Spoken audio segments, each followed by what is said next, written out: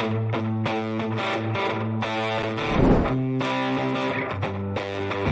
listening to the Cantina Cast, your home for thought-provoking Star Wars talk. Join Albert and Jonesy in breaking down the latest news, trailers, movies, and of course, your favorite characters from a galaxy far, far away.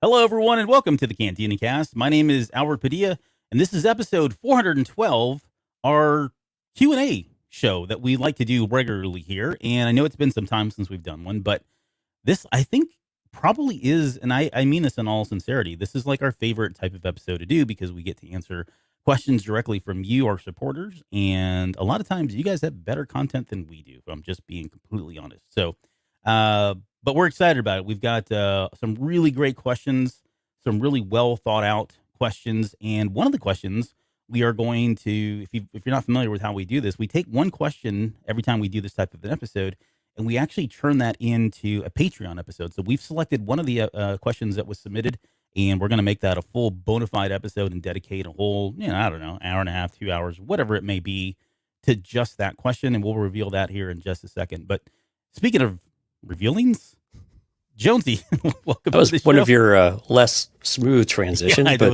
it caught me off guard there. it's an older one, but it'll work. It checks out. We'll take it. Hey, you're How here you doing, tonight. sir? Welcome. I am, and I've got my lovely black chrysanthemum shirt Yeah, on. could you just stand up real quick? Because I do need to just appreciate. Or Wait, just, there you go. There we go. So yeah, that's the Black Chrysanthemum shirt that we put up. They got taken down again in the style of Black Sabbath, and Jonesy and I were able to squeeze in a couple copies before, or prints. I don't know what you call that. Orders, whatever. Before Contraband? yeah, illegal stuff. Before they hit us with the whammy on that one. So we took the L on that one, but I don't know. I'm still trying to figure out a way to get that out there because I do like the work. So what's interesting though is that with Stephanie, the sticker got lost in the mail, and she contacted them, and they went ahead and printed her a new one and did it again. So clearly they still have the stuff. I'm sure they do. It's just a matter of They're just finding someone a little more acceptable to do it, and they'll give them the credit. Like, hey, we got this great design. right. These schmoes over the Cantina Cast. Yep. I don't know why I'm talking like that. Someone else is probably gonna make that official and then get all the royalties. And although we don't really make, it's not like we make. I know we make like pennies on this stuff, so it's fine. Pennies. I tell you what, all right, we got a pretty packed show though. Why don't we do a few news items to get us started off with? How about that? You go ahead. Yeah, the quick and easy are the ones that keep coming up. Cantina Cast stuff, right? So we have Celebration coming up in a couple weeks. Don't know if you knew that, but it is coming fast at us here. So we're on the podcast stage. This is the Fallen Stars, Jedi of the High Republic, that we're going to do with the folks over at Tarkin's Top Shelf. So if you will be at Celebration, we go on the stage on Thursday, May 26th at 11 a.m. Pacific time. We're still waiting to hear back what kind of live streaming they might have available to us. We're still somewhat pessimistic about that, but we'll see what the reality looks like when we get there. We talk with our folks when we get someone assigned to us. We'll have a better idea of what the reality of that situation is going to be. And then also, if you're going to be there, or if you're in the area, even if you're not going to Celebration, we'd like to meet up with you guys on Friday the 27th at 7 o'clock. We're going to be over at Unsung Brewing Company, and we've had a few people sign up already. And actually, I reached out to we used to call him Rondaloo, but Ron Dale. And so he's going to come out and meet us out over there too. That was super exciting. He's just moved back to LA. So if you're in the area and you're not, don't have anything to do, come over to Unsung Brewing on that Friday, the 27th at 7 p.m. And we'd love to meet up with you. And again, we talked about this before. There's wine next door, there's non-alcoholic drinks, and there's barbecue, I believe. So it sounds like a really cool time. And again, this is a kind of a nerd geek type vibe with Unsung, and so it fits us perfectly. So we think it'll be a good time, and it'll be a lot of fun. And actually, I saw other podcasts are actually doing one there, like on Sunday or something like that too. So, oh, really? Yeah, so that was pretty cool to see other folks recognizing that place. He said nerd kind of thing. I was thinking, well, that rules us out, but no, I'm just joking. Hey, and before we go any further, so yeah, I'm throwing that up right now. There's the Celebration 27th, 7 p.m. But if you guys want to follow everything that we're doing show-wise, or even some of the stuff that's going on at Celebration, go to cantinacast.com/events, and you can see a calendar. Jonesy's done a really good job of putting all that together. It stays up to date. What's fun about it is you can actually subscribe to that calendar. What? Yeah. So if you're on Google Calendar or I think iOS, it'll subscribe to it, and I you can. don't have to do anything. It hits your calendar right away, and otherwise you can export if you're a poor sap like me using Outlook or something. Oh, I found a workaround. I was say there's always a workaround. There's always a workaround. So real Star Wars news though. Star Wars Brotherhood came out today from Mike Chen, which is super exciting. May 10th, come out. Have you had a chance to start it yet? We've had the advanced reader copies for 2 or 3 weeks now. Audiobook advanced copy came out, I think, about a week or two ago. So have you got a head start on any of it yet, Yes. Albert? Yeah. And what are your initial thoughts on it? Like, feeling good about it? Is it what you expected? I was not expecting it, but that's not a bad thing. I like the writing style. I've never read anything from Mike Chen, and there was actually a good friend of mine who was a huge fan of his and posted something and said, "Wow, this is incredible." She's not really that. I mean, she's a Star Wars fan, but she's not like a huge Star Wars fan. Mhm. She was pretty excited, was pumped about picking up the book. But I got to say, I'm actually really impressed with the work. So the timing's right. It feels. I mean, we're on the cusp of Kenobi. And, if you got an inkling for more Clone Wars type storyline, want to know more about that relationship, definitely this is the book that digs into a lot of that. So we're going to come back and do something with this book. I'm just not sure what and when, because we've got a packed schedule between now and Celebration. But definitely we'll get some coverage here. But what did you think about it? Have you finished? Because I know you've been... I'm really close to the very end. Yeah. Okay. And again, so what's really cool about this book is that this is taking place in the transition of Anakin from Padawan to Jedi Knight, and how Obi-Wan and Anakin's relationship is evolving. And what's interesting is about half the book, really, they're not in the same room, and that type of thing. But by the second half of the book, the pace, like you said, the pacing is really good. And the interactions and the inner monologue about how Anakin and Obi-Wan both view each other and the relationship and how that's changing and how they have to change it. But you also get a lot of great insight that feeds directly into what we would see in Revenge of the Sith, and potentially, even beyond that in some of the other material we might be coming across here soon. So I think it's a really good book. It's really entertaining, and it's a different, like, I thought I wouldn't care about Nemoidia, but the Nemoidians are pretty all right, I guess.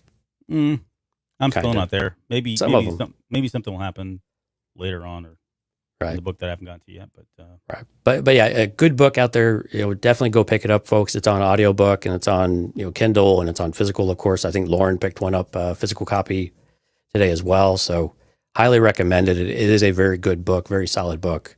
And you can see it right above me that it's got nice artwork too if you like to collect hardcover books. yep, that's for sure. And then the last piece of Star Wars news we have is Ahsoka began production today. So that's pretty exciting. We have that underway now. Yep, that photo's been analyzed a million ways already. And What, there's the really one with the nothing in it. director's chair with like Filoni's hat on it? Yeah. Oh, wow. there's like literally nothing in it. So, but it's still exciting nonetheless. I mean, it's good to know that show is going to happen. So, not that we had any doubt, but it's always good to see that sort of thing. So, pretty Right. excited that we're finally going to get that Ahsoka. Pretty excited Series. about that. Yeah. Can't wait. And I got to apologize. I've Albert's been dying Yeah. off screen for Again. the last several days. So it's ailing health. I'm falling apart over here. But you've so had I've a got rough water. stretch, man. You've had a rough stretch I last have. couple weeks. But Although- this is the thing people don't see is like, we'll get off, we'll finish there. We'll love it. Albert just collapses like from lately. He's like drenching in sweat. Yeah. So the things that every once in a while we have to do to not make it look like we're sick or something is interesting, but all the power to Albert. He's been churning through it. Thank you. No, and I've actually got tea with me now tonight. So I've actually got. Look, I'm going to hold it up here. I've got my Hoth cup, if you can see that. Ooh, Can't I turn like it 'cause that. It's completely full. It's at Starbucks. Yeah, those. whatever. What are they called? I don't know. I've been here. I forgot I've been there series. Yeah. Yeah, something like that. I was being Yeah. silly. Okay, cool. I nailed it. But yeah, Well, hell, if I knew you were bringing yours out, I would have brought mine out. All I've got's my Hop Solo well, there we go. glass There's the of front water. it. No, see, I got the Hoth logo there on the side there. But yeah, I'm pretty excited about this because and thank you. This was actually Lauren's idea. She's like, "You big dummy, why don't you drink tea while you're doing the show?" I was like, "No, heck, I didn't think of that. That's actually pretty good for my throat." So Yeah. we'll see how it goes. We have a lot of great moms in the groups that take care of us here. Right. Somebody's got to. Cantina Cast, Den Moms. Hey, Jonesy, Yes, Albert. do you remember that time when I thought it would be an incredible idea to come on the air for the Book of Boba Fett premiere and wear that onesie? That has to be like one of the top 10 most horrible ideas you've ever had. Yes, it was. And the biggest problem that I had with that onesie was the fabric just didn't breathe. It was coarse, rough, irritating. Did it get everywhere too? And it got everywhere. Yes, but did you also know that MeUndies actually does a onesie now, and they actually have a Star Wars inspired onesie, and That's right. just like all the other products, that is made from very breathable material. You and I both have had a chance now to actually wear this material, and the print's incredible. I'm going to pull this up real quick because I want you to see this, because I saw this and thought, I need to get this, and I'll wear this on a show, and I'll redeem myself. But yeah, this is the Lightspeed print that you can see here. Hopefully, if anybody that's watching now, this is the one that's got it's got the Millennium Falcon, it's got the Stormtrooper on there, the Star Wars logo. It's kind of your Kinda zoom classic in. Star Wars PJ type of print. Yeah, it's Yep. great. So they finally put that in the onesie. They haven't done the other one yet, the other print yet. The but- Rebel Squadron. Yeah. Rebel Squadron, yeah, but I'm still waiting for that one, because when they do, I may have to pick that one up as well. But just like all of the other MeUndies products, this is fabric you'll actually want to wear, and you can wear it even when you're podcasting and not look like a fool the entire time. So we've teamed up with MeUndies to bring you guys a special offer, but more on that in just a minute. All right. Now we're saying we've both bought these products with our own money, and we're that like kind of sold on it. Is really cool. And what's really fun is today I wore the crew socks for the first time, and I wore them to work because I go to work a couple days a week now, and I wore them, and they were extremely comfortable, and they were as comfortable as like sleeping in a tauntaun on Hoth in the winter. Oh, Boy, that warm, huh? that warm, and they were like nice and thick. Like I like it when the sock actually has substance; doesn't feel like you're just running right Yes. through it. Yes. And which is really nice because the ankle socks are the same way. And again, I've got both patterns, both the Lightspeed and the Rebel Squadron. And again, I mean, you can't speak enough about these. A premium, undergarment as well as socks and other things. It really does. It really sets itself apart. And I've been really, really happy with these. Yeah, like I said, we don't do advertisements very often, but when we do, it's for products that we actually like and want to endorse. And again, feel like something that we would wear and you would want to wear or use or whatever. And this is definitely one of them. So I picked up, since we last talked about this, I picked up another pair. I picked up the Lightspeed underwear. And I'm happy to say, like, again, I've already talked about it. They're super comfortable, first off. Like, again, Really the are. fabric's great. The socks are amazing. I know Jonesy just talked about, I've got a pair of socks now as well. But the cool thing is, and this is important to me, so I'm like one of those idiots that washes everything. Like, I live on the edge of life, man. I wash everything in extremely hot water, and if it shrinks, it shrinks. Let's just do it. I don't care. I'm not sitting here looking at labels and stuff. And these things have held up really well so far, and they've been washed quite a bit. Yes, I wear more than one pair, but I've worn them enough that I don't believe you. that I've well, when I was 13, it made a different story, but now that I'm 26, completely different. But they've held up really well in the wash, and that's important to me because, again, we run things through hot water in wash cycles, and a lot of times this stuff starts to fall apart. The elastic gets kind of, I don't know, wonky frays. on you. Yeah, it starts Yeah. to fray as well, and I haven't had any problems with these so far. They still hold up just like they were taken out of the package. So, and just remember, so MeUndies makes the softest fabrics you can ever put on your body. So whether you're sitting on your couch or living your comfiest life, this is what you want to go with. Once you try their socks, underwear, bralettes, loungewear, onesies, you'll never go back. Choose from a wide range of limited edition prints and colors and sizes from extra small to 4XL.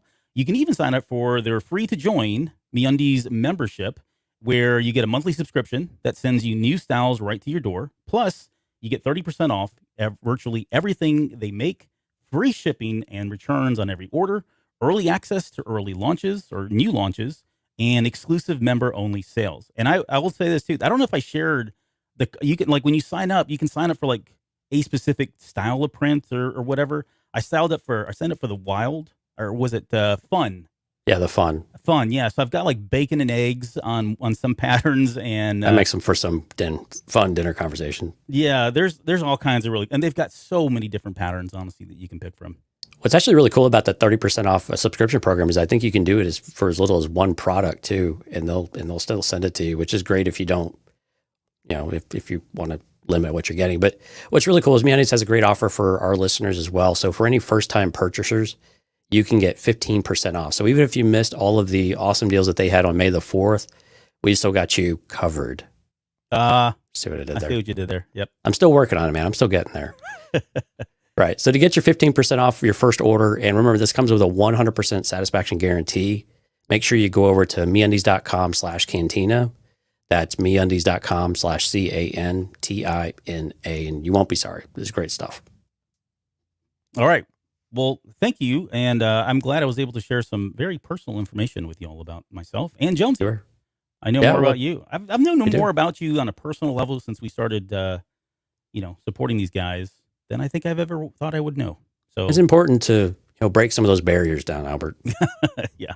Let's not uncover too many barriers, though, shall we? Oh, Oh, okay. All right. Enough of the dad jokes. there's never enough. Never enough. Let's get into our Patreon, the main episode. Let's get into our Patreon questions, and not just Patreon questions, our Q&A questions, Patreon and non-Patreon members alike. And why don't we kick it off? Remember, if you are a Patreon member, we guarantee that we will read your question on air. It gets prioritized to the very front. So if you'd like to check out how to be a Patreon member, you can go over to cantinacast.com/Patreon, and that'll take you over to all the different tiers that we have.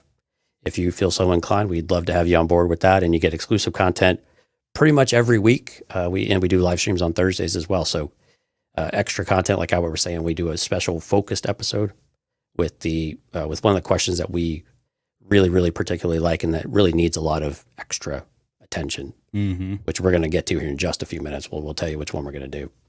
Okay. Well, why don't you kick us off? Do you want to kick us off here on the first one? Yeah, let's do it. Yeah, so Risk Bayless. Hey, boys, I love you both. Oh, we love you too. Do you think we will see more of Hauser, or will we see an Ahsoka appearance? And this is related to Bad Batch. Yeah. So Hauser, will we see more of Hauser? I think the easy answer is yes. Where we see him, though, I think is really the question, because I would suspect that we're going to see him in season 2 of Bad Batch first and foremost.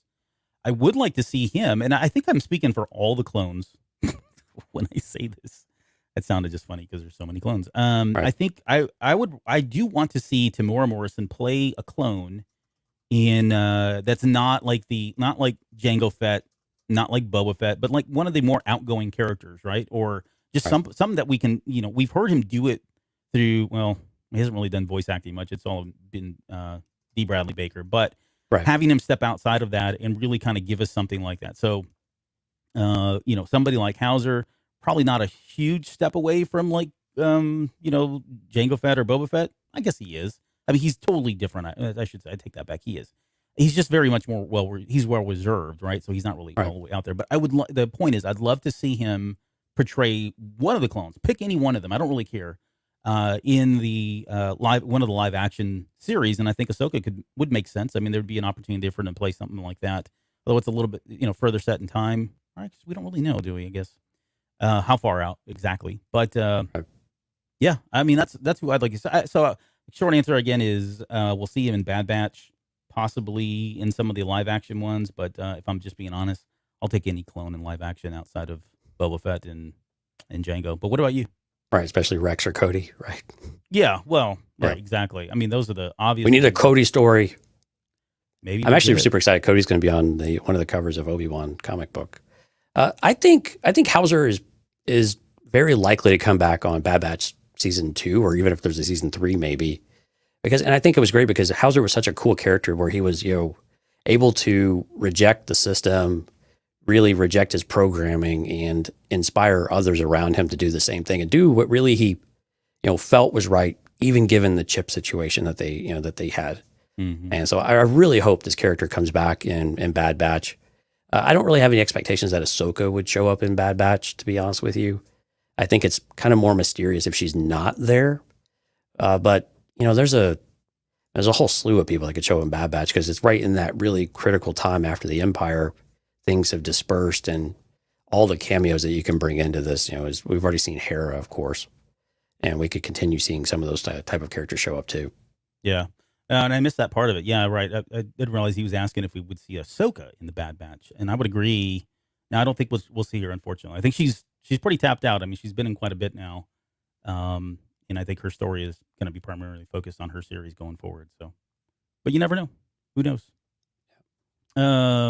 What would be really, really interesting is if we see like a Boba Fett show up in the Bad Batch with Daniel Logan coming back and doing the voice. That would be interesting. We were on that.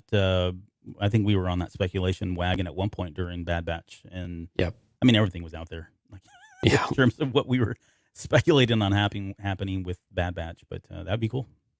Okay, good question. Thanks, Riss Bayless. Next up is our buddy Utini, and he wrote sent 2.5 page. Yeah, it is a long. He's got some, and we're going to get in. I want to touch on some of this stuff because I think he makes some really good points. And it certainly reinforces. What was great though is I was able to get it down till it really just one question. Yeah. of all the backstory Utini gave it, which is completely fantastic, by the way. Yeah. If you want to send us a page and a half of stuff, go for it. We'll read it. Yeah. Okay. So his question to you, Jonesy, not to me, is no, I'm kidding. How do you deal with the fun of talking about Star Wars as if it were an observable reality, while there is the constant push and pull and potential disconnect of canon and storytelling? And to kind of set the context here, what he's talking about is sometimes in canon, they will do something and then later on not do something. And they're not really breaking canon. They just didn't do it. And there's no explanation that's given to us as to why. And so how do we struggle with that when it would break the moment, right? Sure. Yeah. And he gave an example of like force running. If Obi-Wan and Qui-Gon can leap out of the way super fast of, laser bolts on, in episode 1, why wouldn't they go and do it later on and they get captured or something like that, right?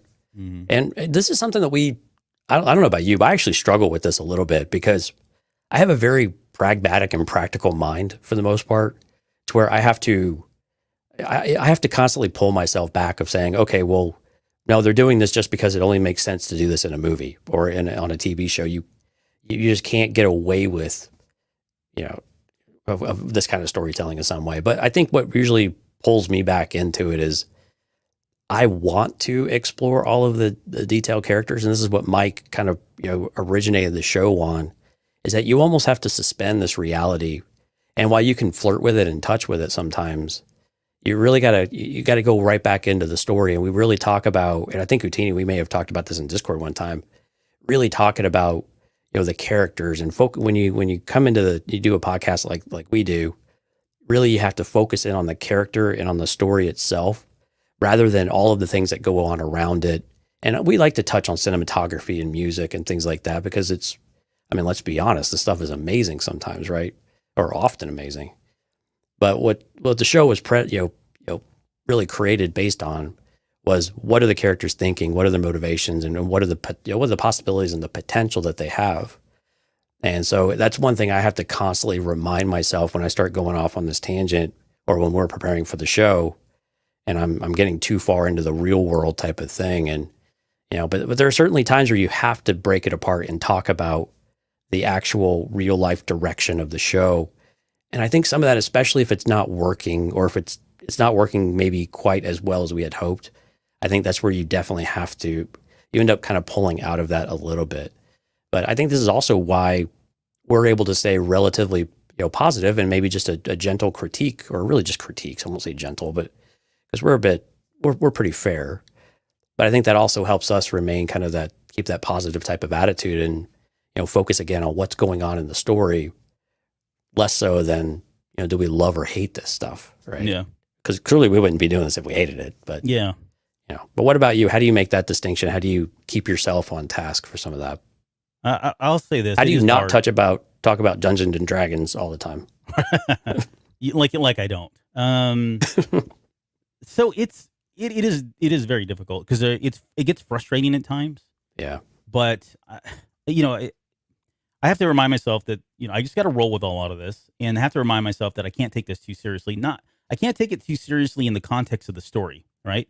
I take Star Wars too seriously because I'm doing a podcast and this is all I talk about and buy and everything else, right? I can't, I've already accepted that. I can't detach myself from that. But what I can do is ensure that I'm not, because I think it can become toxic, like self-toxicating in that you start to really second guess and question and poke holes in things and always come up with ways. And I see these folks on Twitter and Reddit and everywhere else, and it's just like I don't understand. Like, why are they so obsessed with Star Wars when it seems like all they really enjoy is tearing things down and disproving things? And I think to some extent, I like doing that. I think it's fun. Like I said, we've talked about there are We could poke holes and stuff left and right if we wanted yeah, to. Yeah, even the original trilogy, right? absolutely. Whether you like that or not, or want to acknowledge it or not, you can definitely do that.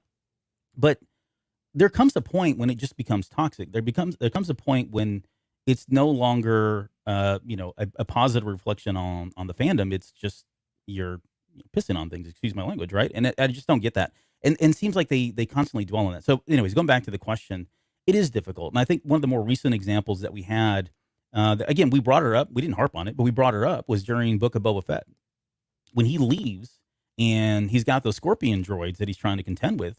He doesn't go get Slave One, right? That thing's fully armored. He could have easily taken those out. He went and got the Rancor.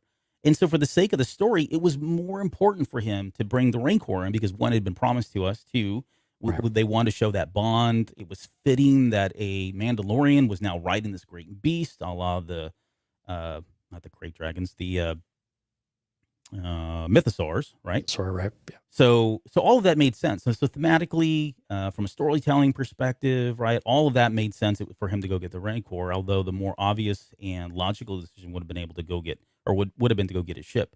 And so sometimes, yeah, it's okay to bring that up and talk about it, and then you've just got to kind of push it off and move on with the story, because otherwise you're going to go down this horrible hole and darkness, anger, hate, suffering, all that stuff Yoda talked about. Really. And that's why we like the Force healing episodes that we do, or our very first one on the Force and the different aspects of the Force. Because those things are so easy to get entrenched in just the lore and the characters and your interpretation of it all, and you can block out all of the the realistic aspects of it all, and you can just clearly just get enraptured in what you're talking about, and you don't have to even bring the other stuff into existence. Yeah. And so again, so it's a frame of mind, I think, a bit too. And when we go into it, and this is why it's helpful to have notes every once in a while too, of where do we not want to stray and where do we want to stray, and then where's our gray area that we're willing to flirt a little bit with too. But yeah, we're not that kind of show. And so for us, we do have to balance that out. Whereas other shows, like Harper saying, they're just happy to go in there and just talk about the creators less so than the story itself. And what's going on in that respect. So there's another part in here that I want to just kind of tease out. It feels like this is a show coming down the road, but I do want to. I don't think we've had a chance to really kind of sit down and talk about the world between worlds. But just to one of his other examples, he said when people speculate about how live action stories might go, the world between worlds often comes up, and while that would fit canon wise, I can never get on board because I don't see them ever introducing the Star Wars version of time travel in live action stories. And I agree. I think that's a good point. Yeah. We've talked about this. Like, as much as I love that, as much as I love this and things like Mortis and what happened on Mortis, those are really cool things to talk about. They're cool to analyze and speculate and base less than sound theories on sometimes. But at the end of the day, they got to be real careful. And I think so far it can be a plot hole minefield. Yeah, for sure. Like, there's so many things that you can start picking apart once this is opened up. And I think so far they've done a pretty good job of not going back to it, right? They brought her up. We have no reason to believe now Ahsoka could change all that. We'll see. Sure. And there's reason just based on the aesthetics that we're seeing now with like the logo and all that. It kind of echoes the world between worlds. But until that happens, I think they've done a pretty good job of staying clear of that. I mean, it doesn't even get mentioned, right? Like, even in like a passing in novels, right, or comic books of all things. Like, those are the things you would think they would just show up on as little Easter eggs, and it doesn't. So that tells me that they are conscious of the power that exists with those types of things, and the unraveling of certain things that could happen as a result of bringing that forward and making it fully canonized and exploring possibilities. But man, once they do that, I mean, I'm sure, and again, I don't think they will personally. I don't think they ever will. But Right. maybe we should do I would like to do a It would be good to show revisit on that. Yeah. Yeah. So maybe somewhere down the road we can do some of that. Right. Yeah. So as usual, Utini, great question, and thank you for the well thought out examples and everything else to help us understand how to answer it. So our next one, Albert, is from Mr. Chris, and he actually had two, but one of them is a pretty special one. Do we want to go ahead and say what our Patreon show is, or we want to wait till the end? No, we can do it now. All right. So this is what he had to. I'm just going to read what he wrote to us, and this is what we're going to explore in the show. So I think this could be a fun exercise. So we have the Skywalker saga, 9 films made out of order and over decades, with the parameters of keeping as many of the story beats intact. Would you ever change, add, or what would you change, add, or remove to make the overall saga more cohesive, which is something that we've talked a lot about? For instance, if we lived in a universe where none of these films existed, you get to make all 9 basically Marvel style. How would you do it? Would you tell it 1 to 9? Would you tell it 4 to 6, then 1 to 3, then 7 to 9? What plot points would you emphasize, clear up, or even retell or foreshadow in a different way that makes it feel like one big cohesive 9-episode saga? He loves the way the saga, he does make a point. I love the saga the way it is, but thought it would be a fun exercise. I think it's a fantastic exercise. And this is why we want to dedicate a whole episode to it. And we're going to go step by step, episode by episode, and talk about this. And this is going to be like a 17-hour show. It's going to be great. It's going to be a series of shows. Yeah. So if you didn't catch that, I guess the question is, if we had the opportunity to go redo all of these 9 movies, how would we go about doing it? What order, and how would we change things up? So I've had fun with that one. So I've started jotting down some loose ideas, but I am going to spend some time tonight and tomorrow night just plowing through. It is a how to rabbit do this. hole, to be sure. Yeah. So we got to be careful right? we got to keep a little bit at the higher 30,000 foot level and Yep. dig in only to the pieces that really, kind of really trigger people. Yeah, and it's exactly, and you've got to be like, the thing that I've been struggling with is like I have to be sensitive to what's come before. Right, and I don't want to tick anybody off, and be respectful to the series, but I want to still maintain that feel and all that. And so I'm not trying to do anything radical. Like I'm not going to start changing characters left and right. The really challenging part of that, though, is if you make one change, what's the ripple effect? Mm-hmm. And what are all the other things now that you have to adjust as a result, right? And so that's it's a fun exercise, but you could really quickly spiral out of control, and then all of a sudden you're like, well, I've kind of lost the threads that made this the original trilogy, and in the whole process, if I start tweaking, the original the prequels too much, right? Right. Yep. Okay, but let's get to the real questions. That's what we're going to do on Thursday.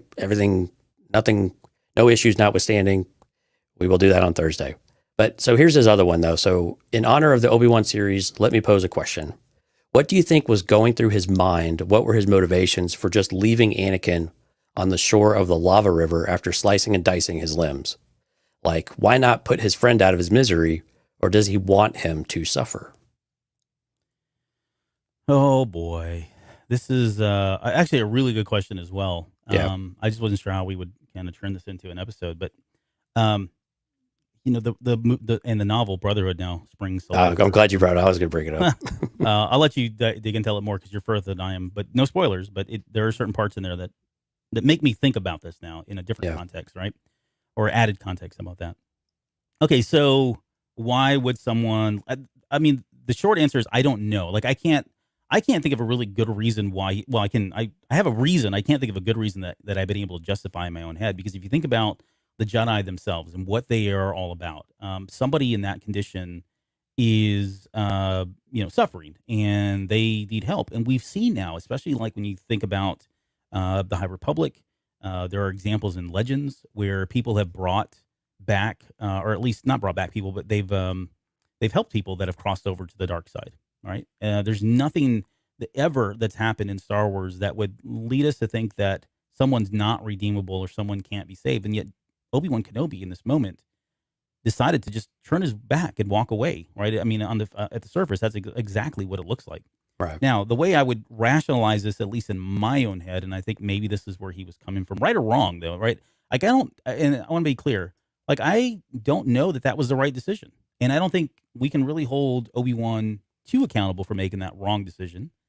Got to realize what was going on, right? There was a lot that had happened. He'd just seen the fall of the Jedi Order for the most part. All the atrocities that happened with Vader, potentially Padme laying there dead with the baby, all that had happened. He's just gone through a fight with his Padawan, his younger brother, his brother, I guess, right? And Right. that emotionally, knowing that he was trying to kill him, like it was kill or be killed kind of situation. And we don't know exactly. Even I need to get a chance to go back to look in Revenge of the Sith and novelization, but we don't know. I can't remember that he ever has a passing thought or senses what Anakin's true intentions are outside of just the obvious and what's on the surface, meaning he's trying to kill him. But in that moment, if he'd already gone through all of that and he did that to him, he may have felt that was the most merciful thing that he could do, was to allow him to die. Now, why didn't he go and just stab him, kill him, put him out of his misery? That's another good question. I mean, you could argue that the lava was there. Maybe it was a safety concern. I don't know. But putting somebody down like that too, I just don't see a Jedi doing that. Like, I don't think he could bring himself to do that, right? Even Agreed. with everything that had just happened, I don't think he could do that. So the only thing that he could do was look at him and assess that, okay, he's not going to make it. And I think had Palpatine not shown up, and of course Kenobi didn't know this, had Palpatine not showed up, he would have just burned there. There was nothing else that would have stopped him. So I think in his mind, he walked away saying, look, he's irredeemable. He's completely gone to the dark side. Saving him would just be a path more like, what do you do with him? Yeah. The Jedi are gone. There's no order. They've all been wiped out. The galaxy's an array, and I'm going to bring this burnt person that wants to kill me at every turn of every second here, and try to nurture him back to health and life. And his whole thing was about self-preservation, right or wrong. Again, I think it was about self-preservation and acknowledging that that person that he knew is gone, was completely gone. That was the only way he had to have completely detached himself emotionally, psychologically, physically, in every way for him to be able to walk out like that. And I think he did. And I think it was probably, again, more of a self-preservation and method that he was trying to employ. But that's kind of my thoughts. What about yours? No, a lot of the same type of thing. And I think just to kind of add or supplement some of that, I think, again, we won't get into spoilers of Brotherhood, but I think some of the things that we're learning about Obi-Wan, or really confirming with Obi-Wan, is that he very much values life. He doesn't want to take a life if he doesn't have to. And maybe some clones notwithstanding at Order 66. But well, let's say he's taking life. Right. But go on. Right, yeah. And again, I think with the bond that him and Anakin have, he's always got this hope that Anakin's going to make the right decision. And when you couple that, and you can clearly say he doesn't want to have this fight with Anakin in Revenge of the Sith, right? Mm-hmm. I mean, he doesn't want to have it. And even at the very end, he's like, just don't do it. Don't take this risk because it's just not going to end well for you. And I'm with you. I think he left him for dead because he thought he was a goner. And Ken actually made this, no limbs and lava equals dead.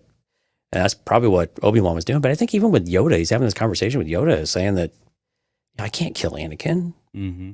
And you have to think of him as he's not Anakin anymore. Right. But Obi-Wan's in the state of grief too. And it just, to bring yourself to do that type of thing is, I think that's just a line that Obi-Wan could never cross. Of course he's killed people before, but killing his best friend, killing his brother, I think is just something that he would not be able to to do. It probably just tore him apart that he tore him apart. Yeah. For lack of a better word. So, but again, I think you kind of summarized it that way. But if you guys go check out Brotherhood, I think it'll shed some additional light on some of what we're talking about as we kind of beat around the bush on spoilers. And we're not really missing much, but you just get a better vibe for who Obi-Wan is and what he's willing to give people chance-wise in order to not, basically put a bullet in their head type of experience. So I think if you read the book, you'll understand some of that stuff a little bit better, even though I think we have a pretty good idea who Obi-Wan Kenobi is. Right? Yeah, for sure. Right. And I mean, he's not, in my opinion, like he is, let's say, I would say he's not necessarily a new level of Jedi compared to those of the High Republic. He feels like an extension of that in a lot of ways. In a lot of ways, yeah. And I think this is one of those ways that has carried over. Like Mace Windu, we know would have done it. Like at least in my opinion, I think he would have done that. Oh yeah, no, Right? I mean, Mace can't stand Anakin anyway, so Well, yeah, it would have been I mean that aside, but I mean he was ready to take Palpatine out, right? right. So in his mind, it's different. It's just a different mindset. And so Mace, I would consider somebody to be kind of different. There's probably other Jedi out there that we could categorize and compartmentalize into this group of people that are this new wave of thinking of, how do we? Because I mean, not to get into this, but like the whole reason, one of the main reasons that the Jedi are in the problems that they're in during the High Republic is because they take this line of ethical decisions. Like we can't just go kill people right or left. That's just not who we are.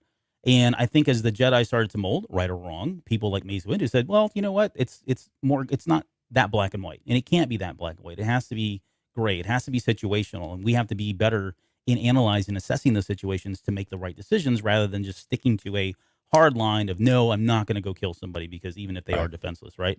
That's the difference. And so for Obi-Wan, like I said, he feels like an extension of the Jedi from the High Republic, where somebody like Mace Windu, not so much. Okay, well, I've said my piece on that one. I think there was I lost my train of thought. There was one other thing I was going to bring up, and I forget now, but it doesn't matter. Okay, let's move on to the next question, and this is from Lauren. She asked, "What are your top 3 all-time favorite Star Wars novels, and why, if there's time?" And of course, there's time. We can talk about the whys. But go ahead. You go first. I tell you, why don't we alternate? We'll alternate here. How about that? Do you want to start from the bottom up then? Because I can't rank. I'm not going to rank them. I'm just going to say here. That's the question. She said you have to. Lauren's on. No, she said top 3. You didn't say I had to rank them. Oh, okay. Lauren, type in there that you want them ranked. Okay, no, go ahead. Give me one of them. Fine, whatever, Jonesy. Okay. Well, in mine, this is more of a series, but the Republic Commando books are some of my favorites, especially those early ones. And the reason why is that you really get this. It was their first really great look into the life of not even a clone trooper, but just the special forces type of thing, and their interactions with the Jedi, their relationships with the people, and how they feel so disconnected, and and how those evolve. And also, I think the best part of those Republic Commando books were the Mandalorian culture and lore that they expanded on immensely. Mm-hmm. And they ended up rolling into some of the Boba Fett stuff too. And that was the one thing. Karen Travis was the author. I know I've spoken about this at length. Probably it's been a while, but on the show. But man, these books were really, really good. A lot of military stuff in there. If you like that type of thing, I struggle following some of that, but it was very well and very soundly written. But the relationships again are the things that are most important in Star Wars, right?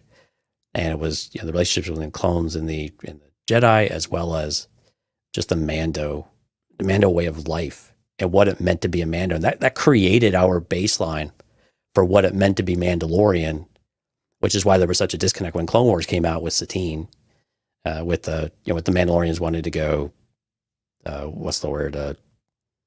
Neutral, I guess. Yeah. Right. They weren't really aligned per se. Yeah. Okay. Well, all right. Do you want me to give you mine? Yeah. Go for one.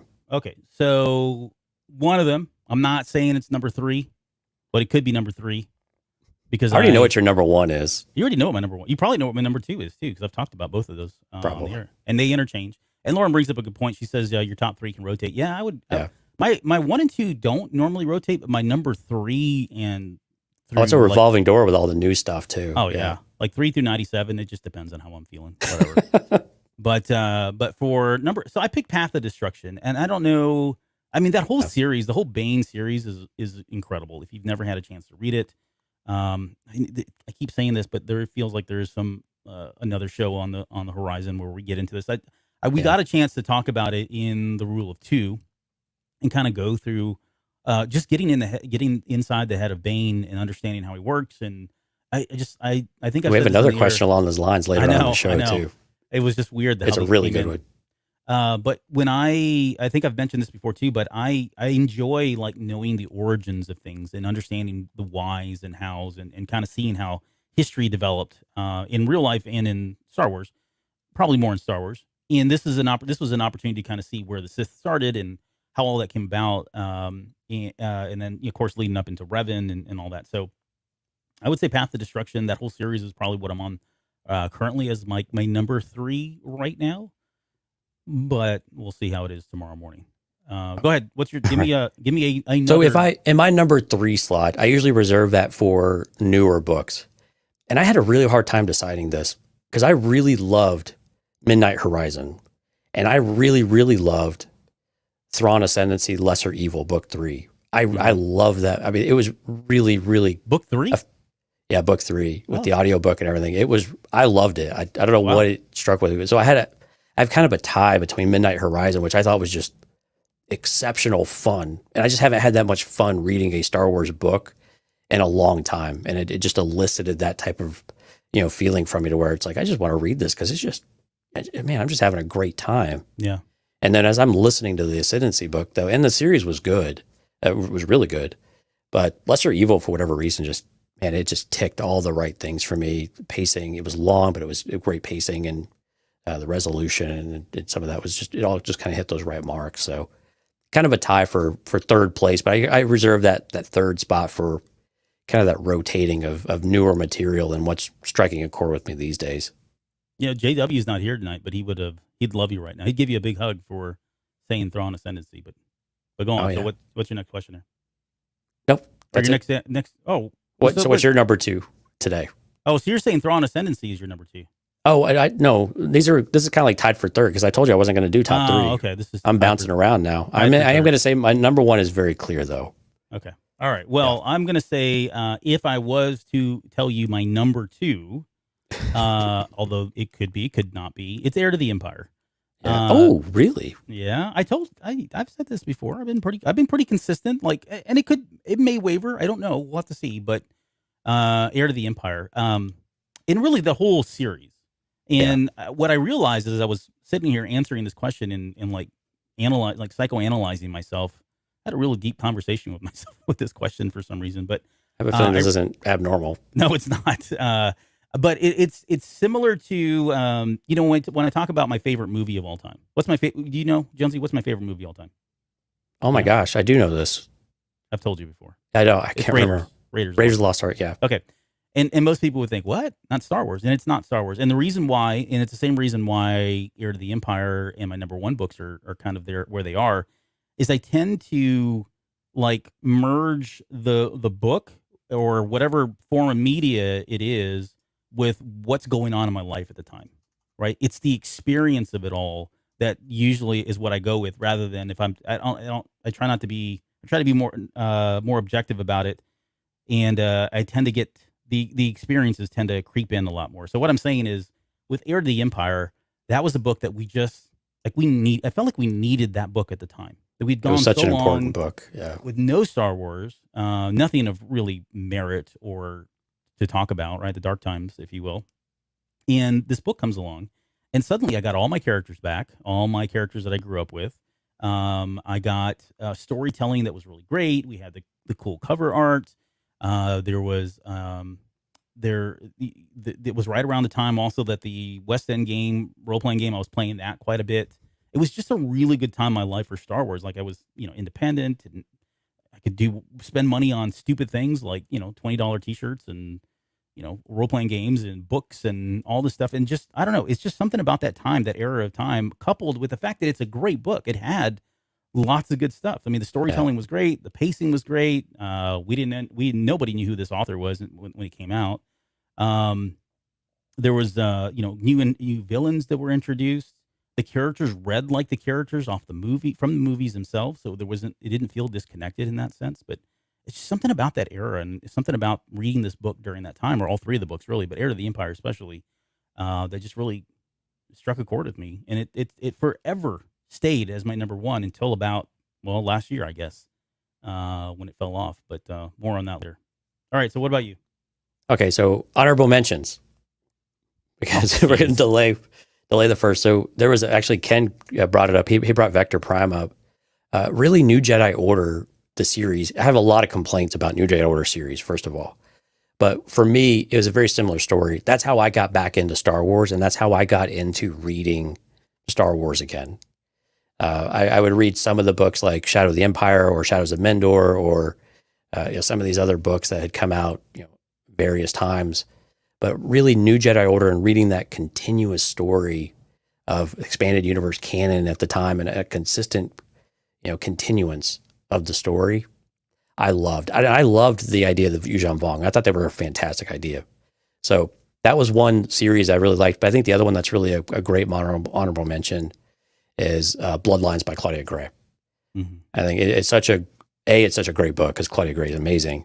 But it was also another really important book that gave us insight into Leia, but also some of these in-between spaces that we had of how things fit together. And so I kind of on the lines of Heir of the Empire, I just feel it's one of those required readings, even though Heir of the Empire is not canon anymore.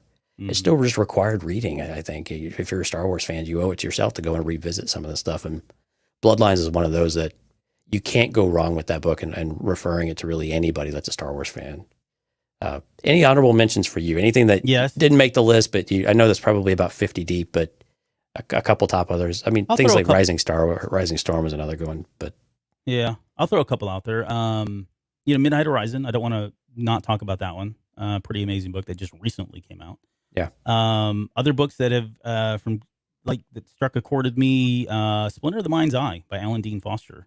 Yeah. Again, another interesting book that came out in a very different time. Originally, that book was written because, well, to be honest, he wasn't sure if he was going to do a second movie, and he wanted to do something that could be easily adapted into a TV series.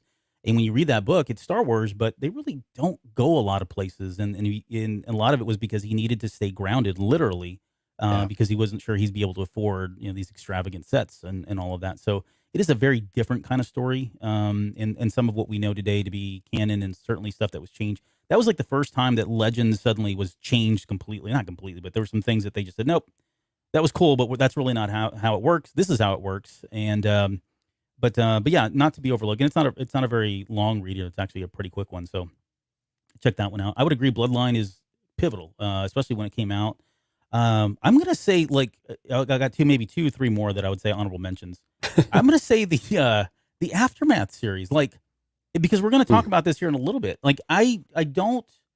When people ask me what should I go read for Star Wars, it's not one of the first series that I save that for later. Once you've been hooked and you've got a bit of a tolerance built up, then maybe it's okay to recommend that trilogy, because I think it does get better about midway through the second book, and then really by the third book, it's actually really good.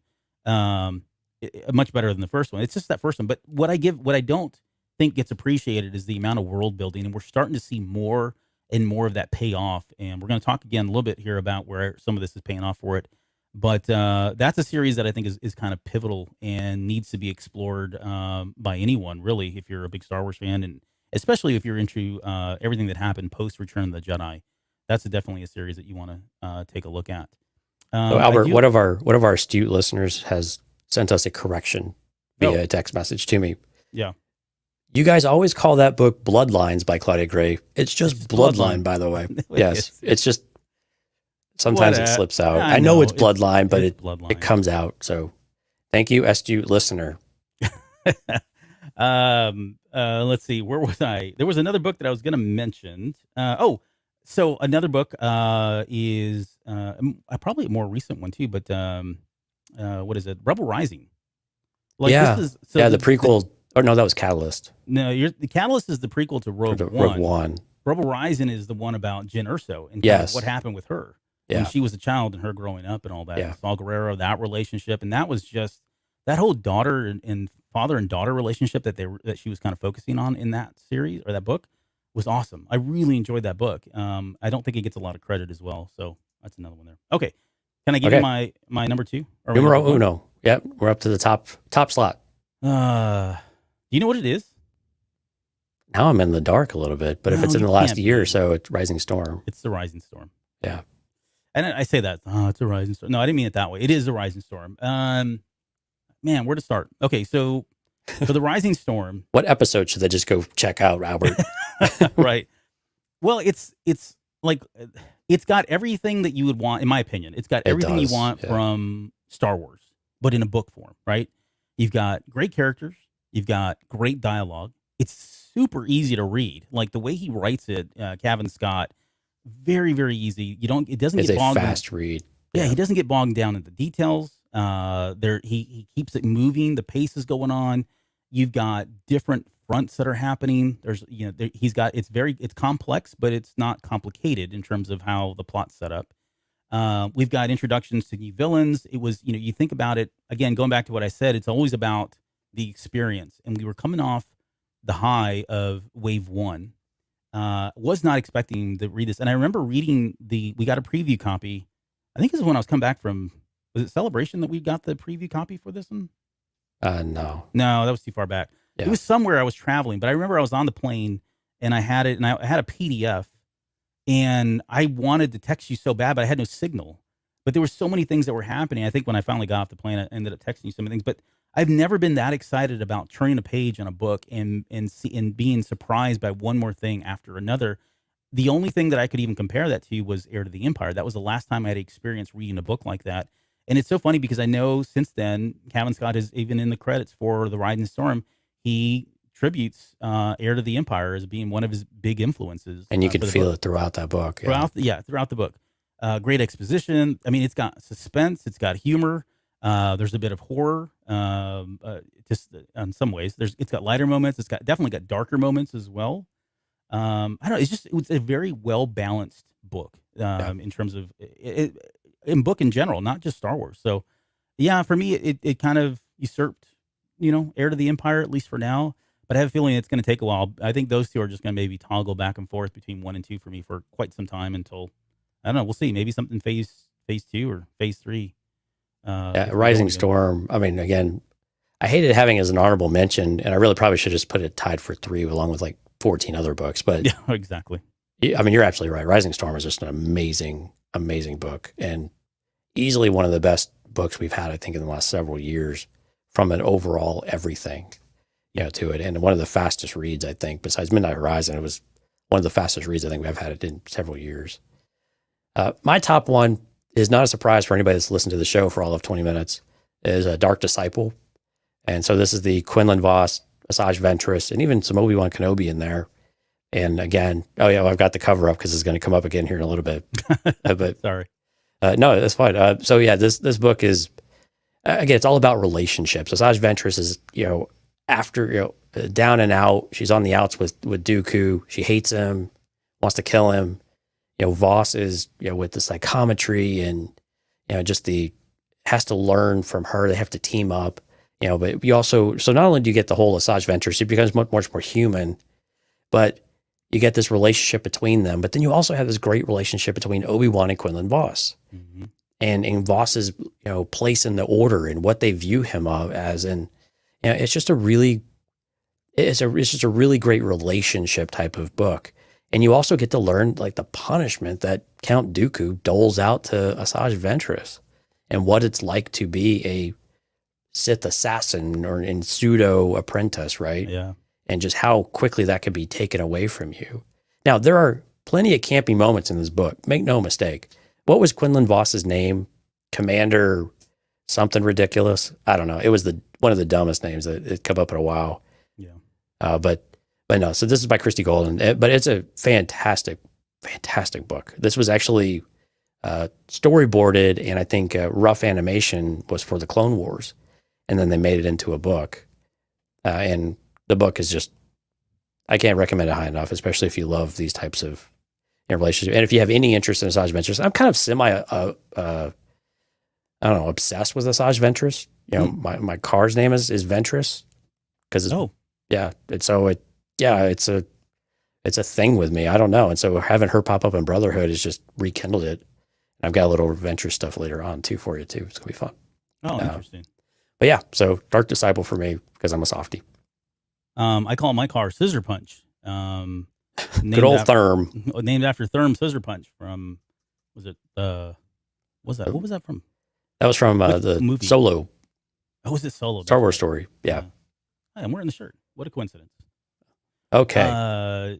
No, well, just quickly. Just as I was gonna say on Dark Disciple, if you want to go see the rough animation stuff that Jonesy's talking about, go out to YouTube. It's still out there. You can watch some of those. And I really hope, I would love for them to just finish that stuff. You know what I mean, and put it out there.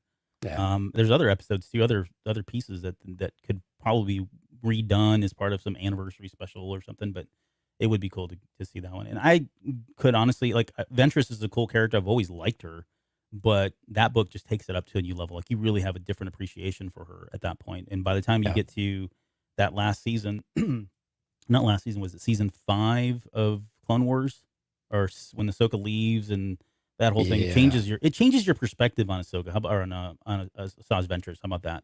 Yeah, going back and watching them. So she's such a complex character once you get past some of it. And she's just so fantastic. It's one of the best characters from the Filoni era, as far as I'm concerned, that's been created.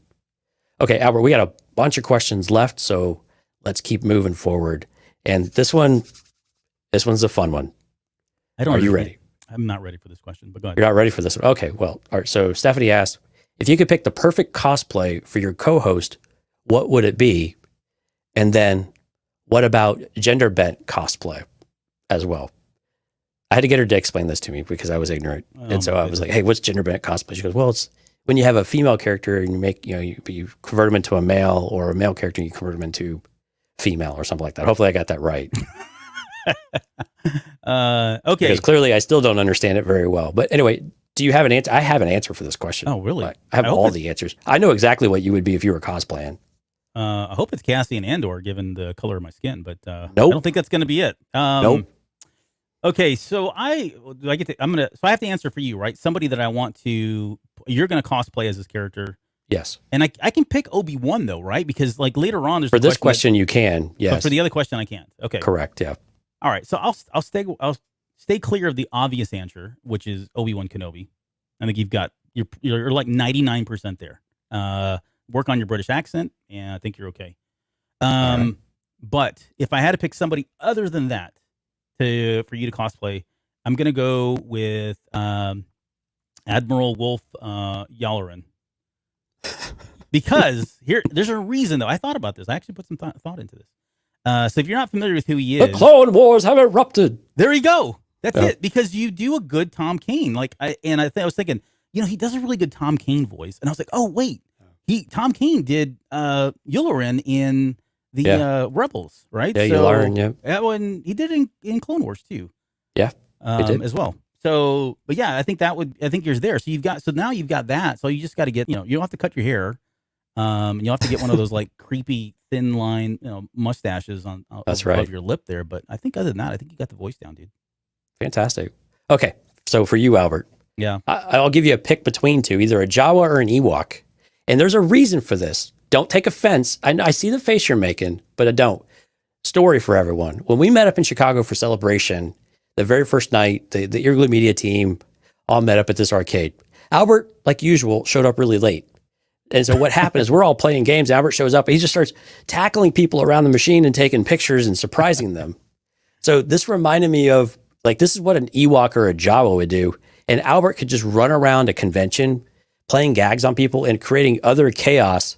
And I could just hear him giggling and running off afterwards. And people would be like, that damn Ewok just slapped a Cantina cast on my backside, type of thing. And I could just see you causing commotion. So you want to know a little inside secret? I know you're used to wearing. Well, yeah. So there used to be there were a number of years ago, for a very long time, I was an actor at SeaWorld, and I would do I did like mime, I did costume characters, I did dances, I did dancing, I did acting, singing, I did the whole thing. And I've got pictures out there that if you pay me enough money, I'll show you. But I actually enjoyed doing that, and I would do that. Like I'd get in a character costume or dress up in mime and go around troll them. And yeah, pretty much troll them the entire time. So it's not uncharacteristic of me. How about that? Right. So okay, I'll take that. I mean, at least people wouldn't know it's me if I'm in one of those costumes. So right, I appreciate that. And you're not as tall, so it kind of works. Okay, gender bent cosplay though.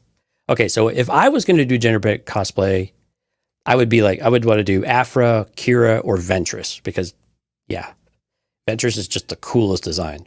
Now, if I had to pick one for you, or I picked two for you actually. Okay. I would want to see you either as Sice Noodles or Ula. Okay. Yeah, I don't know how to feel about that, Jonesy. You don't have to feel anyway. You just have to accept it. Just let it wash over you. Yeah, you won't wake up in the middle of the night. Just don't tell your wife. In a cold sweat. Cold strike. Probably. We've lost like 12 listeners. Exactly. They're dropping off now.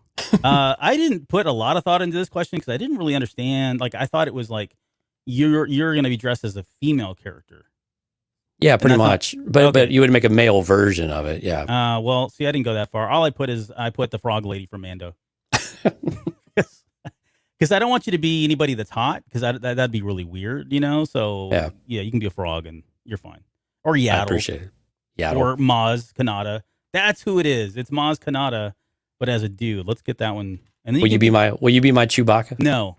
Oh. You can be creepy, though. That gives you a full... That does give me license. full license, yeah. Yep, full reign to be creepy. Okay. Anyway, thank you, Stephanie, for the fun question. Don't ever do that again, Stephanie. Thank you, though.